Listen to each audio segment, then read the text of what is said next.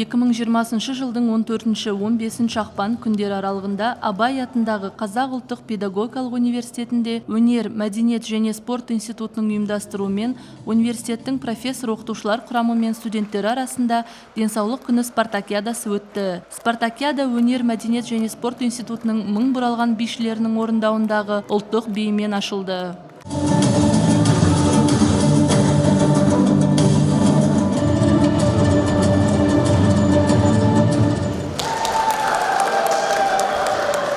Айтулы спорттық ойындар жарысын университеттің бірінші проректоры профессор Мақтағали Әбдімәжитұлы Бектемесов ашып, қатысушыларға сәттілік тіледі.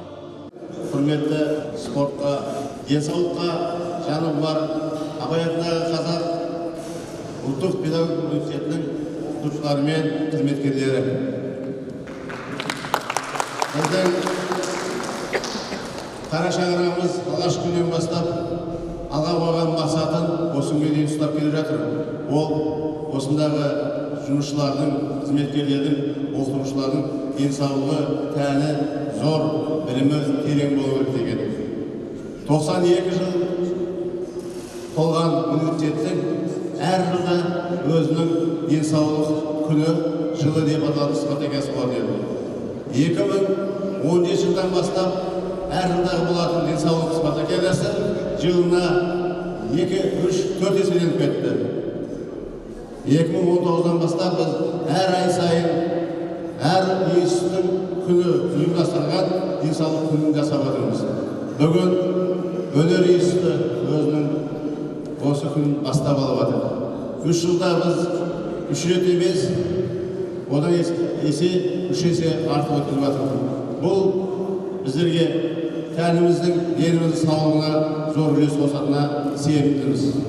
Спартакиадада өнер, мәдениет және спорт институтының студенттері өз өнерлерін көрсетіп, ойыншыларға жарыс алды, көтеріңкі көңіл күй сыйлады.